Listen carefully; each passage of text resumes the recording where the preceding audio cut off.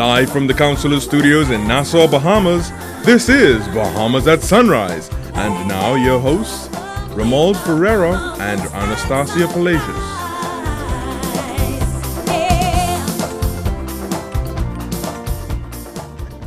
Good morning, Bahamas. Welcome to Bahamas at Sunrise. I'm Romy Ferreira. And I'm Anastasia Palacios, wanting to wish a very, very, very good morning to little Miss Vanessa. Vanessa watches our show all the time. Wow.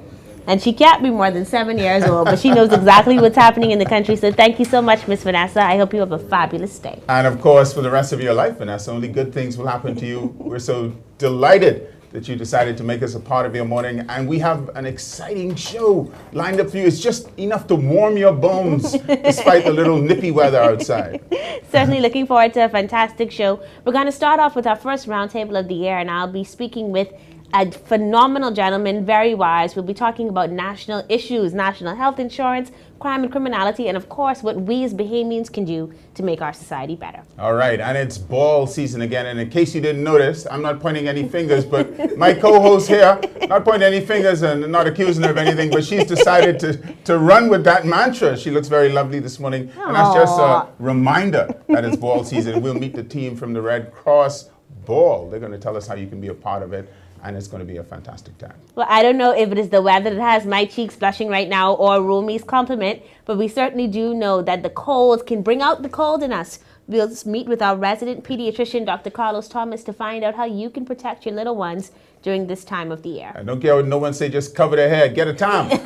Ask Godfrey, he'll tell you that. But Godfrey's standing by. Godfrey has his own time this morning, so you know. He has 3 dream books, folks. But we're going to throw things over to Godfrey. He's standing by with your first look at weather.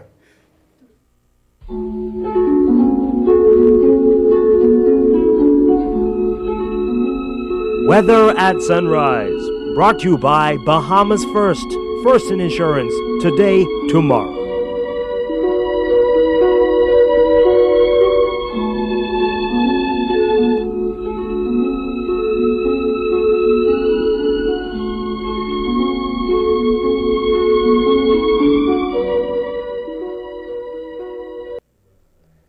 Thank you, Romy, and good morning, Bahamas. And your first look at weather sunrise after a windy and cool weekend. As a matter of fact, I feel cold this morning. It's at 55 this morning at this time. We're looking at high pressure being the dominant weather feature in the next several days, but that'll move towards the southeast on Tuesday night into Wednesday morning and make for another cold front to move here sometime late Wednesday into Thursday, and we'll have another cool down on the weekend. But for the most part today, we're looking at partly sunny on the cool side. High temperature only 74 degrees Fahrenheit. Tonight, we're looking at a few patchy clouds, still a cold night, the low temperature going down to 58 degrees Fahrenheit. And some regional highs and lows across the Caribbean, Barbados, 83 and 75. In Jamaica, 87 and 73. In Trinidad, 87 and 74. And the Turks and Caicos Islands, 80 and 72. Across North America, Atlanta, 57 and 45. In Raleigh, 48 and 36. In Miami, 72 and 64. Dallas, Texas, 61 and 36. And Toronto, Canada, 35 and 28. And if I the weather look, partly sunny, a bit warmer tomorrow and Wednesday. And then after Thursday, if that cool front pass through, expect cooler temperatures going again into the lower 70s daytime and the upper 50s at nighttime. That puts a wrap on your first look at weather sunrise. I'm Godfrey Burnside. Back to you, Star. Thanks, Godfrey. We made a pledge when we were little children. Every time we would stand up in front of that flag, and we would say, "Pledge to excel through love and unity. Pressing onward, march together to a common loftier goal," are the words that we would sing in our anthem. But how many of us are really doing that? With an election just a little over a year away, we are really wondering about the state of affairs in our country. This morning, I'm happy to welcome Carlos MACKEY, who is the CFO for Trans Island Airways and an all-around fantastic Bahamian, to share with me in a conversation on national issues. Good morning and welcome to Bahamas at Sunrise. Good morning, Star. Thank you so much. So, Carlos, I want to begin with, I think, the thing that is on everyone's tongue. Indeed. National health insurance. We know that the process is one that people are concerned about. We know that it is one that is imminent. It's supposed to begin on April 1st with primary care. In your opinion, someone who has studied finance, someone who has studied industry and movement and people and worked in human resources, are we doing this the right way, and should it be done at all? I think that there are some things that are done a lot of times for maybe political expediency. It's not my place to judge whether or not that is what is driving the government's, I guess you'll say, their aggressiveness behind national health insurance. I think one of the things we have to be careful of as a people is that when we look at major issues like this, that the conversation is really about the facts as opposed to the emotionalism. Okay. One of the things I think we really need to get very clear is that we don't really have a healthcare access problem in the Bahamas. We may have a healthcare quality problem, we may have a healthcare timeliness problem, but we do not have a healthcare access problem. So if we want to talk about NHI, I think we really need to get to the things that really matter about health, which is that we begin to try to incentivize good behavior when it comes to the habits that people have.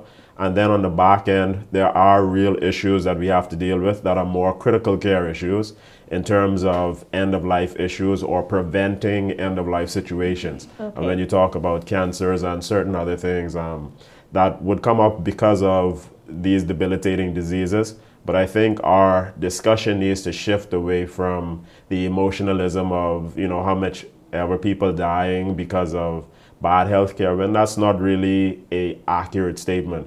People are dying for various other reasons, and I think it has a lot to do with our lifestyle choices. So we have to really shift the conversation away from emotionalism and get to the facts of what is driving our healthcare costs, driving the way that we live, and really driving the quality of life in the Bahamas. Okay. I mean, that's an interesting perspective. And I don't think that it's one that we've heard enough about. A lot of people are, like you saying, being very emotional about it. And then a lot of people, I guess, have kind of skewed the facts. And, you know, yes and no. A part of it is, at the end of the day, I know that some people have, particularly older people, their health insurance costs are skyrocketing. Indeed. But I guess what you're calling for is a more comprehensive approach to how we do things. And I guess maybe we'll see that in the second and third phases. I'm not sure. You know, I would hope that we would see more. I think one of the things that we really need to focus on as leaders, and the way that we really haven't done leadership, is to give people a clear vision, a clear path forward. Okay. I think that's one of the things we're failing at right now, and I think it's something that we've failed at for a while. It's hard to get people to buy into any plan when they don't really have a proper agenda of terms of, you can tell me that there are going to be 2 or 3 phases of anything, but if I don't actually know what each phase is, it's very hard for me to actually have confidence in what we're doing.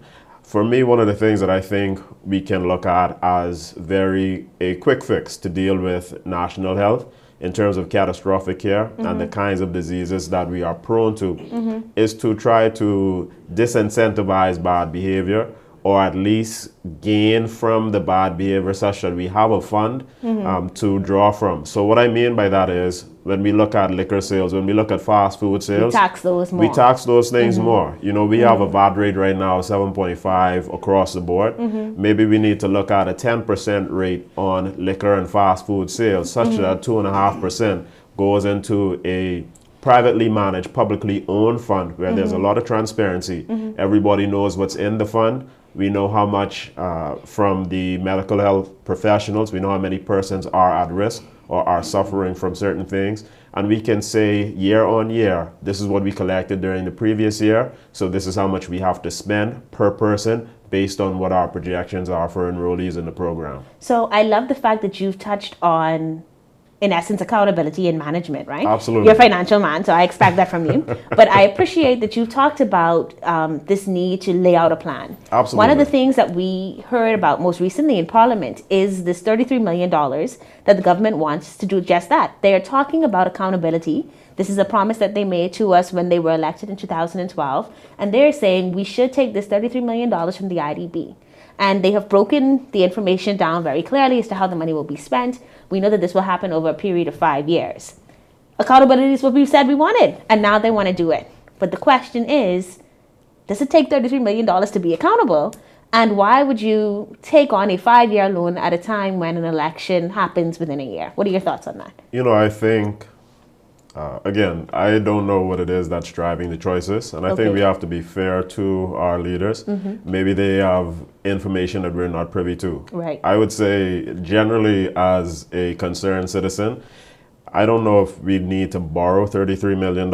I think that if we had more clarity into the budget from last year, because the budget was kind of opaque, I think if we had clarity, I think there would be a lot of places where we could potentially say, you know what, you can save 5 million here, 5 million there, because if you think about it, it's really going to end up being, based on what they've said, about a $6.5 million a year expenditure. And I think that there are a lot of places that we can find $6.5 million. A lot of people say that's a very cold way because something has to be cut. But I feel that there's a lot of wastage in government. I think that we have to be very real about the fact that our government spending is outsized for the actual product, the actual output that government provides to us as citizens. And I think that if we're saying we're going to be fiscally responsible, let's start with cleaning up what it is, finding savings within the system as it is, as opposed to adding to the national debt, which to me is probably the bigger thing over NHI as far as what is a real national concern. We have a situation where we're approaching 70% of GDP in national debt. That is really the line that we were sold as to why we should have VAT, all of these other things. That's really a more pressing concern. Again, I feel for those who have health issues, but the reality is we cannot look at our national situation from an individual perspective. We have to look at what's best for everyone. Okay. So on the notion of what's best for everyone, I think that, you know, as we are preparing for this election, upcoming year, 2017, and we're looking back over the things that the government has done, they have certainly had their share of criticism, but they have also had some victories. The fact that they were able to implement VAT, some people say is a great victory. Last year they would have announced that they would be starting the Public Parks Authority, and so it's this notion that they want to have these green spaces in our communities to bring life back to them. And then of course they started the National Development Plan framework. This is our final question, but I want to know from you, as we move over this next year and we begin to look at the 2017 elections, what are some of the greatest achievements you think of this government? Well, I think that's a rather pointed question, and I think they've done well with that. Okay. Obviously, for us to be at a place where there's a 90%, as we would say, compliance rate for businesses, I think that's really a great achievement. What I think we have to really think about going forward, though, is not so much these election cycles. I think we as a people have to get to a place where we actually look at our country and say what it is that we want our country to be long-term, and put the elections in context of that, as opposed to putting our planning in the context of the elections. We as a people have to get to a place where we are more concerned about our today's and tomorrow's for the future generation of Bahamians, as opposed to what is being necessarily promised to us in these 5-year cycles. 5 years is a very horrible way for us to plan the way that our country is going to move forward. We have to put politicians and politics in the context of national development, with national development being the driver of our politics as opposed to the other way around. All right. Well, thank you so much, Carlos. I mean, we have to have you back because this isn't long enough for us to get into a serious conversation. But thank you so much for joining us this morning. Thank you for having me, Star. And we wish you all the best. As Romy says, when you come to Bahamas at sunrise, the best is yet to come. Thank you so much, Star. You're watching the best show in all the land, and we'll be right back after this.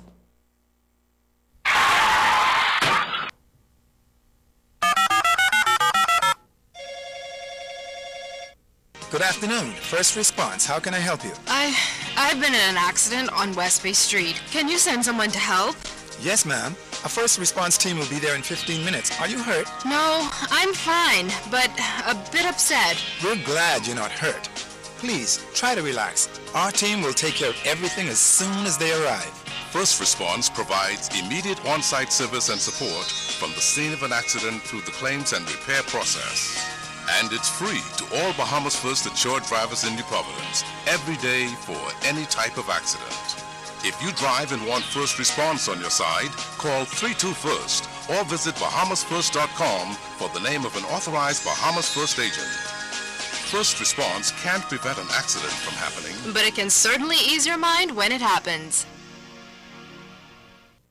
At Henry F. Store Electric Company, we supply all your electrical needs for any size project, from residential housing to luxury hotels. We can help you achieve just the right look, from doorbells to chandeliers, table lamps to ceiling fans, wire, conduit, panels, dimmers, switches, plugs, and even tools. And don't forget light bulbs. We have those hard-to-find energy-saving fluorescent bulbs and more. Henry F. Store Electric, number 135 Mackey Street. Over 50 years of reliability, service, and low prices. We also ship to the Family Islands. The beauty of Bimini is seen all around. The beauty of Bimini turns people into friends. And friends into family. It's soothing. It's healing. The beauty of Bimini keeps our guests coming back. It's in the faces of our people. It's the people. The people. The beauty of Bimini is people to people.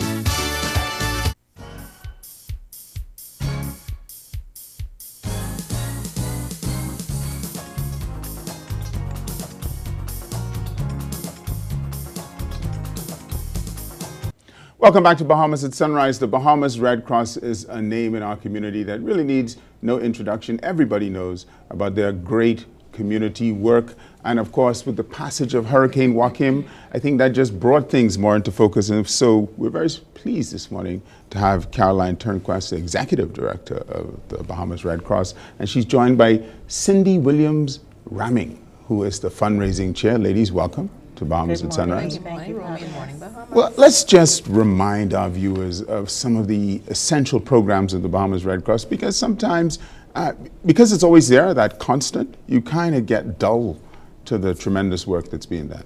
Yes, that is correct. We have a signature program, the Meals on Wheels. We take a hot meal to individuals, elderly folk that cannot take care of themselves, and that's done daily. 5 days a week, and we have about 124 persons currently on that program. We also have our after-school program where we provide a safe space for children along with a hot meal in the afternoons. Once they're done school, they get help with their homework, and by the way, we need a few computers for that program. We also have our first aid and CPR training. Okay. We assist with the detainees at the detention center. We are partners with the UNHCR in looking after refugees and asylum seekers. That's just a few.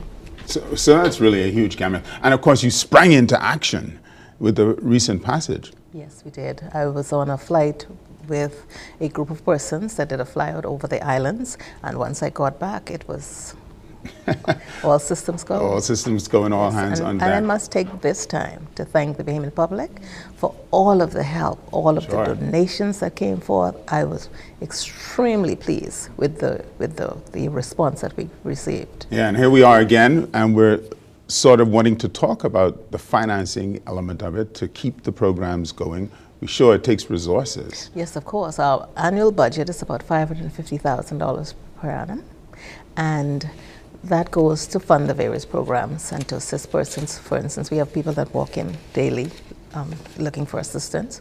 And so despite the funds you would have seen us received as a response to the disaster, those funds go to help the victims. But we have what we call operational expenses. You have your light bill. You have, various things you have to pay. And staff especially. And we do fundraisers for those. We don't dip into the disaster funds for that. So so we see the management of two accounts, but the funds have to get in. And this is where the mantra has fallen on you then. Yes. As fundraiser chair. And we started off our show by saying that the Red Cross is having a ball. Yes. My co-host came in that amazing black dress. Yes. So now and you're wearing a very lovely black dress. So I'm beginning to see a trend here. So let's talk then about the ball that really capitalizes the work of the Bahamas Red Cross. Yes, exactly. And this year's ball is under the theme of pride, passion, and pizzazz. Pride, passion, and pizzazz. Yes, so it's the pride in what we do, it's the passion for what we do, and also the pizzazz that you can expect that evening. Yeah. The ball is on the last Saturday of this month, the 30th of January. It's at Malaya. Tickets are $250, and we still have many at the Red Cross. You can come there and purchase at the headquarters on JFK. This year promises to be the ball of balls. I know that the Red Cross is the premier ball of the country every year. Every year. But this year we have such a great event. We have the Spank Band with Ira Stone, Veronica Bishop for entertainment, along with the Royal Bahamas Police Pop Band. We also have a saxophonist who will be playing during the cocktail hour as well. We have loads of prizes. The silent auction, we have a raffle that you can purchase. I think tickets are $10. $20. $20 each. For 5 so tickets. For, okay. $20 for 5 tickets. So that's a steal. I was going to say 20 for 100, but we do have a grand prize as well, which is a 3-day, 2-night stay at Kamalami Key for 2 persons, including breakfast. And that's for $50, and we're only printing 100 tickets. Okay. So we expect that this ball should raise somewhere around $120,000, $130,000. As you know, Hurricane Joaquin did take a lot of the funds and expenses that we would have had to give out already. And so throughout this year and throughout every year, we have fundraisers. The next one after this being the Red Cross Fair, and then the raffle, and then a possible golf tournament, and then ending the year with our Christmas card fundraiser. Well, the beauty of it is you're raising funds from the community, and you're, in times of crisis and in need, you're spending them right back with them. Exactly, exactly. So we really want to ask persons to come out and support. The event, as Caroline has mentioned, we have many programs that we need to fund. And I think she was very conservative with her numbers on the Meals on Wheels, because we do have people who walk in, people who, I think the Meals on Wheels numbers are growing daily. And so the money really is very much needed and spent well. There are no monies that we take, to her point, from this to go into operational expenses. These funds go directly to help and assist persons with disaster relief, etc. Now, I know a big part of the night is trying to engage corporate Bahamas to purchase tables and that sort of thing. Are you running, is there a special number they can call, or any further information on that? Okay, the numbers are 323-7370 or 328-4415 or 424-4201, and we would welcome their calls. And we also take credit card payments. So let's just put that out there. Cash, checks, credit cards. I think it's just Visa and MasterCard, no American Express, but Mrs. TURNQUEST carries that on her. So if you run into her in the public, you can buy tickets right there and swipe your card. And any other locations that you can buy tickets from? No, it's just at the Red Cross. The box office is with us. All right, well, it's interesting. Do we cover the price of the ticket? $250. We have platinum tables. If you want to buy a package, it's $7,500. Gold tables are $5,000, and that the platinum table includes a VIP champagne reception the night of the ball. It also included a reception that was already held at Government House. And then it includes special announcement when you walk into the room, red carpet, special gifts, things like that. And a full-page color ad in the booklet. Right. So it's going to be a really good event. Okay, so how important then is this fundraiser to the work of, how important of this for this to be a success? Yes, it is critical to us. Like I mentioned, we cannot tap into funds that were donated for disaster, and so these funds are ready to keep the programs going, to keep the doors open. And Romy, as we speak, for instance, yesterday we were at the warehouse packing boxes to catch the boat today. So we are still helping those persons in the islands, and people are still coming into us on a daily basis. Right. All right. Well, Caroline Turnquest, thank you so much for stopping by Bahamas at Sunrise. Cindy Williams-Ramming, congratulations on putting this all together. I know putting together a ball, it's a lot of work. Yes, it is. I can't imagine. But well worth it in the end. Sure, and only good things will happen to you now that you've been on Bahamas at Sunrise. There you go. There you go. And I'm going to turn things over to Anastasia, who's standing by. Thanks, Romy. The St. John's College Giants are in the house this morning. The Lenten season is only about 2 weeks away, so we know what that means. Well, in addition to Lent, it's time for Mardi Gras, and this year they are adding something special with something called Say 99, and they're going to tell us all about it. This morning I'm happy to welcome Kenva Mullings, Miss Geraldine Muma, Kevin Ryan, and Miss Claudine Thompson to our set. Good morning and welcome to Bahamas at Sunrise. Good morning. Okay. So I'm going to start with you, School Board Chairman Ryan. I want to find out from you, what is Say 99? Say 99 is a compilation of jokes by David Wallace. Oh, gee. The famous David Wallace. From the very first joke that he told before he got put out of the PLP. Okay. He likes to say. Okay. Until the very last joke that he would have told 4 weeks ago. Okay. And so it's a compilation of all of those together as a stand-up comedy. Okay. Along with other comedians. All right. So this sounds like a fun night of entertainment and maybe family, and you get together with some people and you come out and have a good laugh. But when will it take place? Because I'm for the laughter. So when will it happen and how much are the tickets? It takes place on Friday the 29th of January. That's Friday of this week, actually. Each ticket is $20. Okay. And it is a family affair. And we expect that a lot of our family members would come, along with the members of the alumni. Okay. Come and have a fun-filled evening. That's what it is. And will it be held at the St. John's College Auditorium? At the St. John's College Auditorium. Okay. Newly refurbished. Yeah. Air conditioned. Y'all look nice, man. Nice to look at St. John's. Auditorium. My father would be so proud as a St. John's alumnus. Okay, so David Wallace coming on the 29th. We're going to have some good laughter. Tickets are only $20. And it's at St. John's in the new auditorium. And then after that, we are looking for the celebration of Mardi Gras. And when will Mardi Gras take place this year? Mardi Gras will take place February 6th. Okay.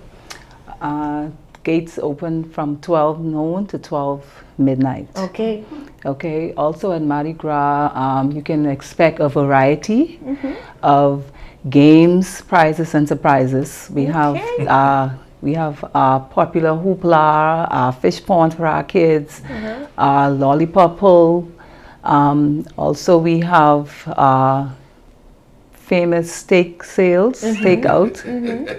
We have our suckling chicken steaks, which is grilled by our Anglican men, our fathers of St. John's. Okay. We have our jumbo chicken wings and French fries, popular. Man, you talking all our the jerk chicken. I didn't even eat breakfast this morning. I'm so hungry now. We have our jerk chicken, which is popular. We have, and this year we have added our down-home fish doll. Okay. But you have your fish, your peas and rice, your peas and grits? macaroni. Everything will be there. Everything will be there. So you are doing a fun family day and the food is included.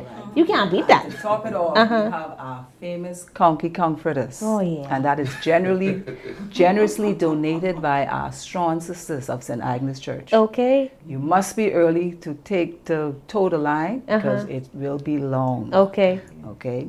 So if you're looking for somewhere to be as a family, safe security, St. John's is the place February 6th.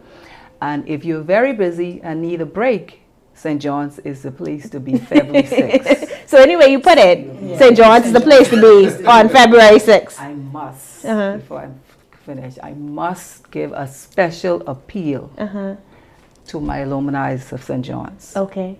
Okay, I would like to invite them all to come down, bring their children, have fun, give them a taste of that rich heritage that we have down at St. John's College. Okay. Okay. Now, she talked about all this good stuff. So I won't come. But I need to know, I budgeted my money for the 29th. I'm going to be there, $20 for David Wallace. How much is it to get into Mardi Gras? Well, it's only $2 per car. Okay. Per car. If you're walking in, I think it's like $1 per person. Okay. Okay, and security will be strictly enforced. Okay. So it's very inexpensive to come in. It's just like the Red Cross Fair, there's a gate fee, and so people should expect to pay a gate fee. It's one of the major ways we earn money. Okay. We also have a dance. So we want parents to know it's usually a teenage dance because the children at St. John's are between the ages of, but those that are allowed in the dance between 11 and 17. Okay. So so we have parents who supervise the dance, and we have police and security. Okay. So security is strictly enforced. Also this year to the dance we're adding a VIP lounge. Okay. You're fancy? Yes. So the tickets for the dance are $15 and $10. Okay. The VIP lounge is $15. And that's where kids who want to feel special, they want to have their sodas and fight them out, and all soft drinks in the VIP lounge, they can take advantage of that. So it's going to be very special. I think we're going to have a popular DJ. I don't want to say who that is right now because we want them to hear it on the radio when we do the ads. But in addition to that, we're also going to have the new Genesis Junkanoo group that just won the Junkanoo Parade in the B category. They use our school for their Junkanoo practices. So they're lending us their support, and they're going to do a Junkanoo rush out. Man, y'all gonna be jamming. Yes. Y'all gonna be jamming. I'm a little upset I too old for the VIP lounge, but Ms. Ruma, you have been with St. John's College for many years. Many. Your name is very synonymous with the Giants, and people often talk about you and the impact you've had on their education. We hear about this fun stuff, but people don't know how much money it takes to build a school. Why is it important for people to come out and support St. John's? Well, of course, it's important because we want your dollars, number one. Okay, we need your support. And so our appeal, or my appeal here this morning, really is for our old scholars. They don't like to be called old scholars now, alumni, right? But it's very important, you know, that the alumni remember the school. I see a lot of people paying homage to their universities in the States, and, you know, and saying congratulations and everything to their universities. But what about where it all started? Yes. It all started at St. John's, you know. So I would want our alumni to remember their years and remember the good times you had. Come back home, you know, lend us your support. We often beg, and I think we're tired of begging. I think now they need to step up because, you know, as you know, other schools, the alumni help. You know, so my appeal this morning really is to ask all of them to remember the good times. Come back to Mardi Gras. Come on Friday night to hear David Wallace, you know, in Say 99. So there are so many things happening that they can be a part of. Okay, so our main thrust is we're trying to get a bus. All right? So we're hoping that one of our alumni can just give us the down payment. You know, just write a check, you know, that kind of way. That's all. So, you know, but there are a lot of improvements at St. John's, and I want to invite them to come down and see all that we've done. All right. You know, well, I can certainly attest to that. I was able to walk onto the College of St. John's campus earlier this year. A wonderful space. The auditorium looks beautiful, and you can see that you're using this money to really help to improve the lives of the students there, and some of whom we even attend on scholarship. So thank you so much for the work that you're doing. Be there January 29th for Say 99, and be there on February 6th from 12 to 12. You can only go to the VIP lounge if you're between 11 and 17. Only $2 to enter the gates, $20 on Friday night. You cannot beat it by contributing to the lives of our young ones. And may I also add that we have an open house on the 29th of January. That's for anyone who's interested in sending their children to St. John's, and for parents to come down and see the work that we're doing. Because often parents just drop and pick up. We want you now to come in and see all the wonderful things the children are doing. We have projects on display. So that's January 29th from 8:30 to 3 as well. And then after that, we it's have going to be 99. David Say 99. All right. Well, thank you all so much for joining us this morning. Thank you. You're watching Bahamas at Sunrise. We'll be right back. Need a business license? Simply apply and pay online with the user-friendly online tax administration system, OTAS. VAT registrations, payments, information, forms, confirmation of applications or payments, all online. Even the business license will be emailed directly to successful applicants. So why waste time? With OTAS, our doors are always open. Access OTAS, the online tax administration system, at vat.revenue.gov.bs or email us at taxinquiries@bahamas.gov.bs or call 242-225-7280. Renewing pride in our people, improving healthy conditions, lending social assistance to families trying to make a change. The government is implementing CCT, the Conditional Cash Transfer Program, which is proving successful in our region. CCT is a new exciting form of social assistance to help Bahamians break free of the poverty cycle with dignity. CCT provides a cash benefit and many more with an emphasis on improving the health and education of our families. CCT has the advantage of transparency, improved targeting, automation, better monitoring, better processing, improved service, improving client dignity. Call the Social Safety Net hotline at 397-8628. The Department of Social Services. Together, we rise. Inspiring you, sustaining you, empowering you to rise.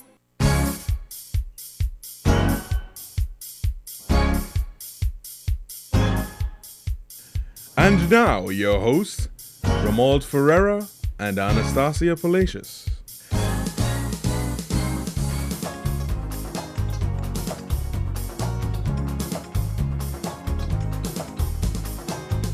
Welcome back to Bahamas at Sunrise. What a great show so far. And if you've been watching it, we know you've enjoyed it. We know that you have. It is certainly our pleasure to bring it to you. And of course, to be able to share in the important moments happening in the community.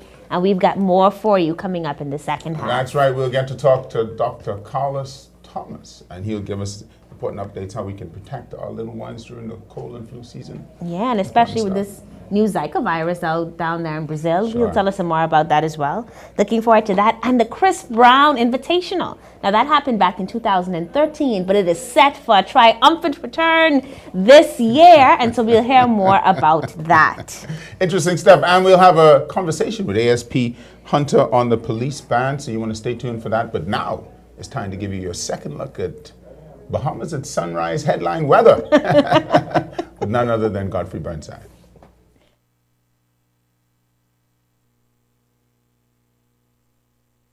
When you think of Andros, think of nature at its best.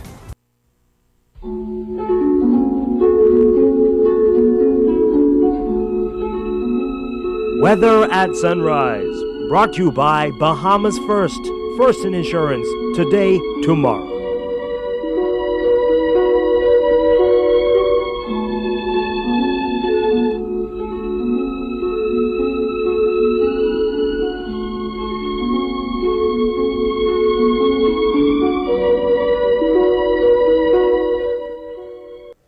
Thank you, Romy, and good morning, Bahamas. Your second look at weather at Sunrise. Your satellite picture shows that we have some strategy around the islands, but for the most part, some of the burn off during the daytime for a lovely and a pleasant day. Those winds have dropped off. We're still going to have a cool day and a cold night again tonight. In your marine forecast, those winds variable at 10 knots or less, seas less than 3 feet over the northwest and central Bahamas, but we do have some moderate northeasterly swells up to 7 feet, so we're asking small craft operators to be careful as they go out there and also swimmers to stay out of the water.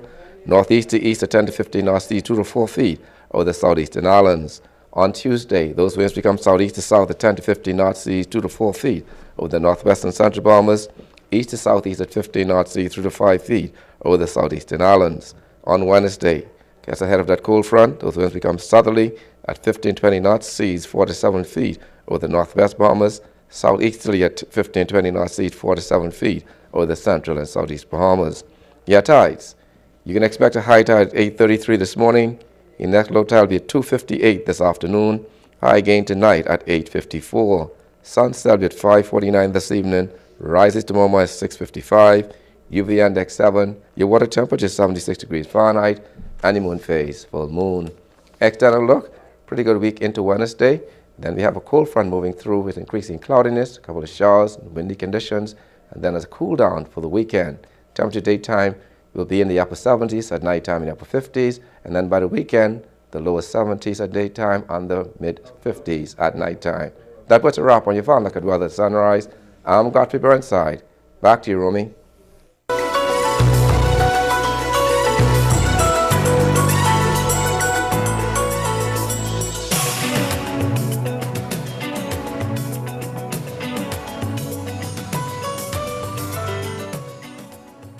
Welcome back to Bahamas at Sunrise. I'm speaking here with Dr. KARLOS Thomas. He's a noted pediatrician and neonatologist. Dr. Thomas, welcome back. Thank you. To Bahamas Good morning. at Sunrise. You're our perennial favorite. And one of the reasons why is because we like to tell our viewers and give them information as to how to protect the innocence amongst us. And of course, that's your life's work. It's good to be here. Thank you. And this morning we're talking about hand, foot, mouth disease. So to those of us who don't even have an idea what you're talking about, why don't we put some context on that particular description? So hand, foot, mouth disease is a viral infection that primarily affects children, particularly under age 10.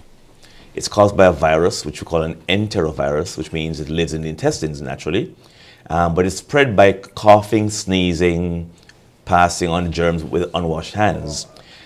Before the child becomes ill, you may have some fever, sore throat, and then the hallmark of the illness comes on, where you have rashes over the hands and the legs, in or around the mouth, and sometimes they become blisters and they can be very painful.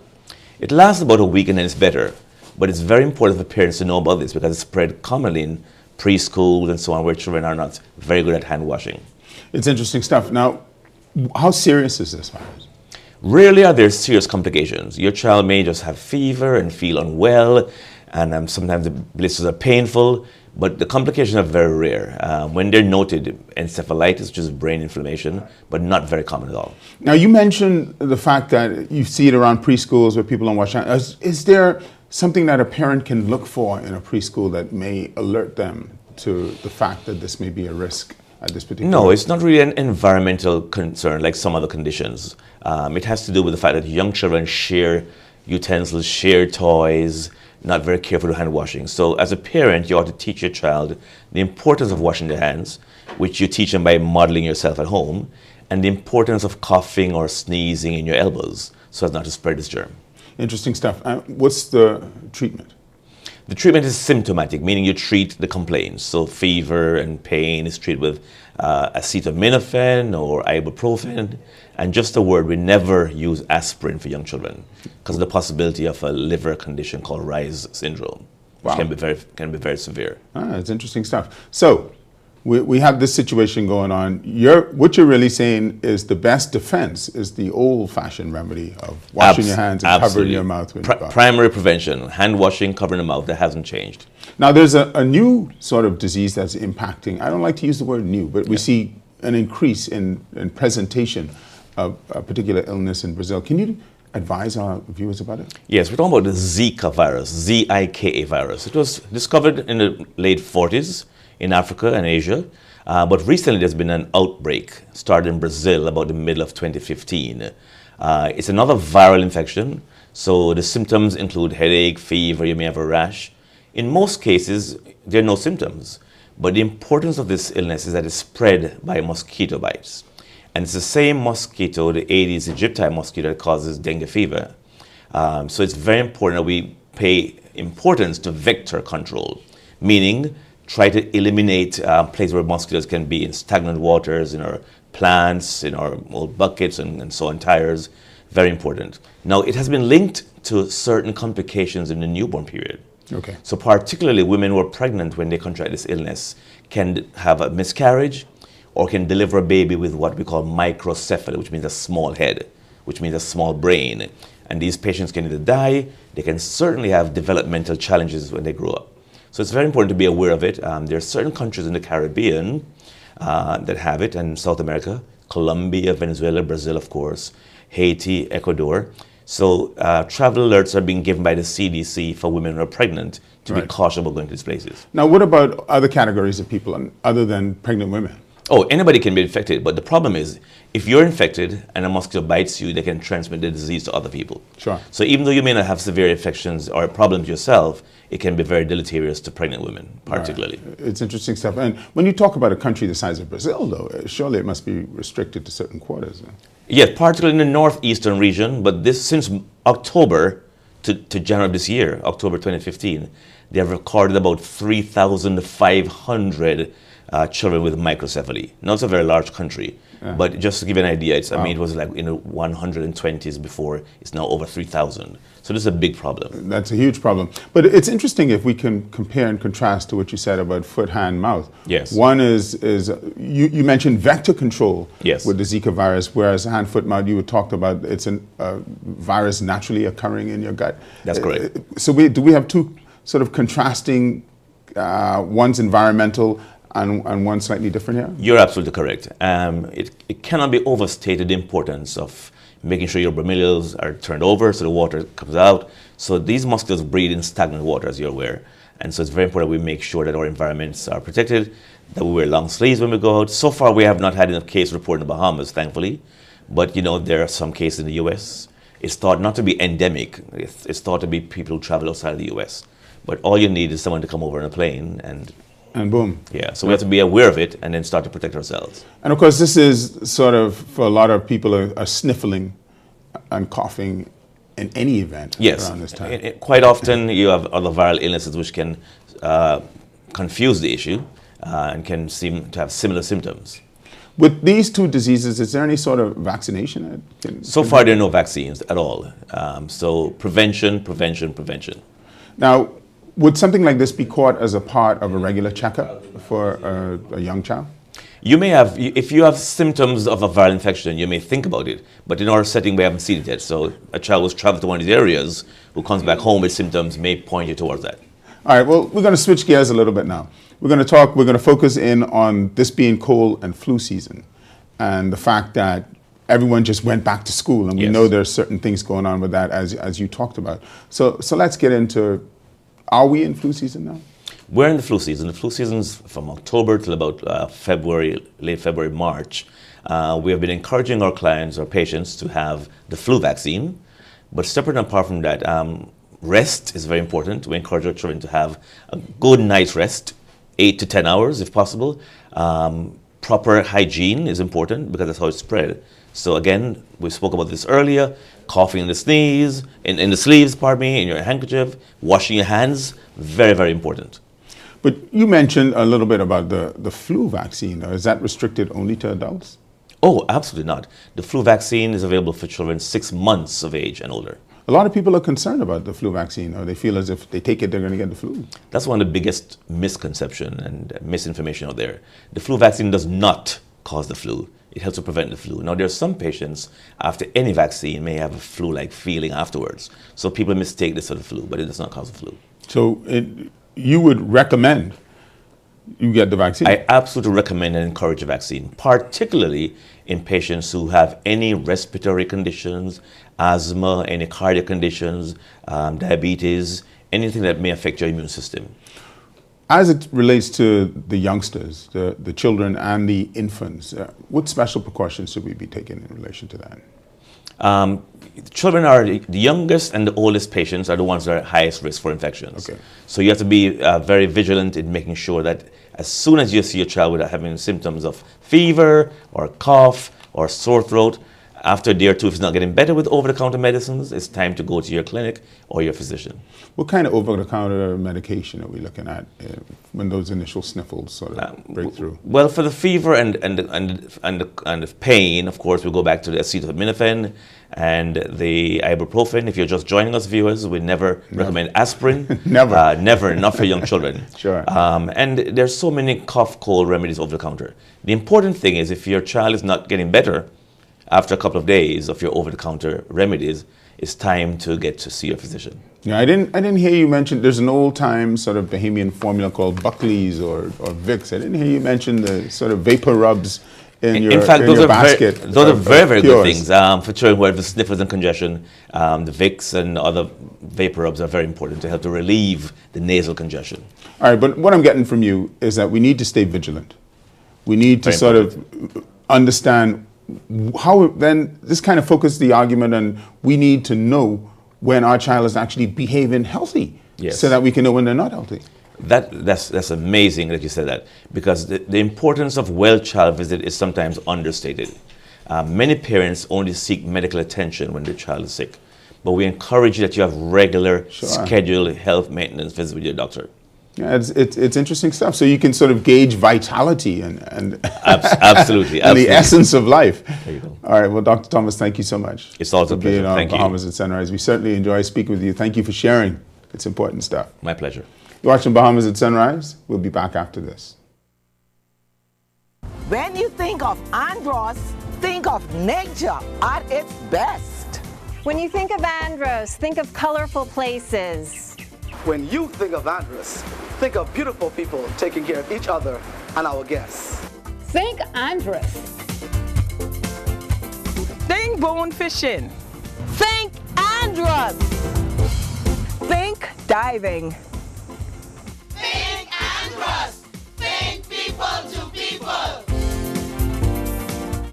At Henry F. Store Electric Company, we supply all your electric needs for any size project, from residential housing to luxury hotels. We can help you achieve just the right look, from doorbells to chandeliers, table lamps to ceiling fans, wire, conduit, panels, dimmers, switches, plugs, and even tools. And don't forget light bulbs. We have those hard-to-find energy-saving fluorescent bulbs and more. Henry F. Store Electric, number 135 Mackey Street. Over 50 years of reliability, service, and low prices. We also ship to the Family Islands.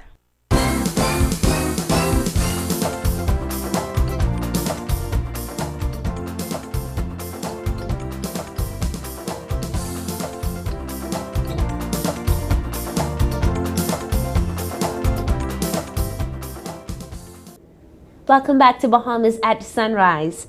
In 2013, the inaugural Chris Brown Invitational left us with a world-class meet filled with world-class athletes in a world-class country. I'm talking names like LaShawn Merritt, Justin Gatlin, Karani James, Veronica Campbell-Brown, and much more. And now, they might all be coming back again. This morning, I'm happy to welcome to our set Miss FERN HANNA, who is the Project and Marketing Director for the Chris Brown Invitational. Good morning and welcome to Bahamas at Sunrise. Good morning. It's a pleasure being here. Listen, I want to find out, FERN, exactly what is happening. Why hasn't the Invitational taken place over the last 2 years? Well, mostly because we wanted to accommodate the World Relays, and we were gracious enough just to tap out and to bow out. But now we are back. We have been the first. I guess we have been the first set of persons to bring a competition of that magnitude here to the Bahamas, and we want to continue it. Noting that it's our very own, it's Bahamian, it's 100% Bahamian run. Of course, Chris Brown himself is the meet promoter, and it is his dream. And you know, to bring the Bahamas to another level, promoting the islands from stride to stride.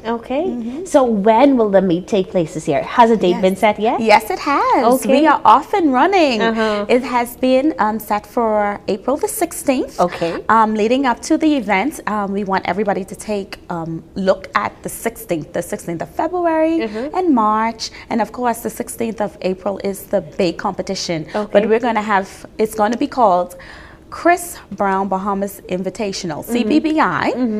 We're going to have CBBI Day on the 16th. So the 16th of each month leading up to the Invitational. That's correct. Man, y'all doing this like a sweet 16. Man, it's a sweet 16 Yes, in fact, you had hit the nail right on his head. That's what we're going to dub it. And we want you guys to chime in. We want everybody all over the world, and of course our locals here in the Bahamas. We are going to be giving away giveaways. Our marketing strategies is second to none. It's going to be a lot of fun leading up to the day. Can we find any information about the Invitational online now? We are going to now, as of the 16th of February, we're going to fully launch. Of course, we have been endorsed by the Ministry of Youth, Sports and Culture, and also the Ministry of Tourism. And we are going to go huge on the 16th of February. So you can look out. You wouldn't even have to wonder where you can find us. It would be everywhere. Yes. Definitely, we're going to take over the social media. Every outlet, Twitter, Facebook, definitely. We're going to be here with you guys. We're going to also be with Cable Bahamas. We're going to be all over so that persons will know exactly what's going on, how they can win tickets, how they can be involved. And with Mr. Brown, he wants a hands-on touch. He has, once again, he's bringing back the junior program with the junior athletes. So that's going to be huge as well. Our junior program will be second to none as well. And that is, in itself is going to have its own publicity and its own marketing. So what happens with the junior program? The junior program is going to take on two elements. We're going to go academics and also athletics. And we're going to have a junior LOC program for the first time because he believes in not just allowing the kids that excel in the track and field area to excel in his program. However, persons like yourself, junior persons like yourself who's probably into journalism, into, of course, social media, the new forms of media, we're going to have a shadow program. And they're going to be covering the junior athletes and the junior program in itself. We're so very excited about that element. Yes, because we have to now start bridging the gap. We have to now start training our kids to show them how to put on this dynamic event, because it isn't just about what once I said again, the athletes in itself, but actually doing this professionally. You know, we have so important. We have to train them. So I want to find out from you now. We've talked about the junior side, which I know is going to be dynamic. But I call some names at the beginning. Do we have anyone that has said, you know what, I'm coming, I'm going to be there, I want to start my season in the Bahamas? We will be releasing those names very soon. Mr. Brown will be back on the islands because, you know, he is out there. And because it's so cold this morning, I must give our Olympians and our athletes that are training for the Olympic Games big props, because we just have a little bit of it. You can imagine getting up so early in the morning in the snow and the cold and training just for the 242. You know, I have a new profound respect for them. But yes, we will be releasing those names, and I'll give you a hint. Every name that you call, they coming back up. So that's exciting. That's exciting. And do we know what the tickets will cost yet, or will we find out that information later on? Yes, we will give you all the information a bit later, but of course everybody will be able to afford a ticket.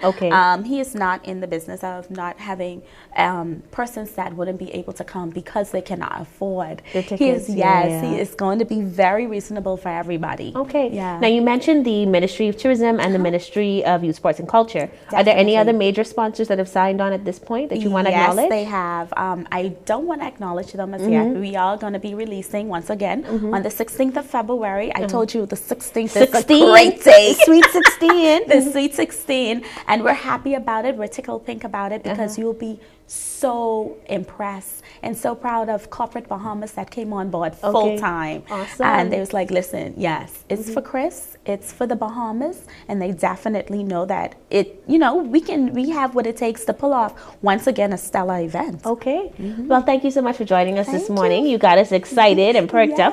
After the 16th, we're gonna have you come back so we can talk some more about it. I'll be delighted to. But we will be paying attention. Yes, please do. And please give our regards to Chris Brown. I will. And to all of our athletes at the training, we are so proud of you for representing your country very well. Be encouraged. And of course, whenever you're ready, join us on Bahamas at Sunrise. We'll be right back. Need a business license? Simply apply and pay online with the user-friendly online tax administration system, OTAS. VAT registrations, payments, information, forms, confirmation of applications or payments, all online. Even the business license will be emailed directly to successful applicants. So why waste time? With OTAS, our doors are always open. Access OTAS, the online tax administration system, at vat.revenue.gov.bs or email us at taxinquiries@bahamas.gov.bs or call 242-225-7280. One thing, two things, blue thing, old things, things that are small, things that are grand, things that fit just right into the palm of your hand. Fox Hill Nursery, a large selection of garden supplies. If you can see it in your mind, you can find it at Fox Hill Nursery.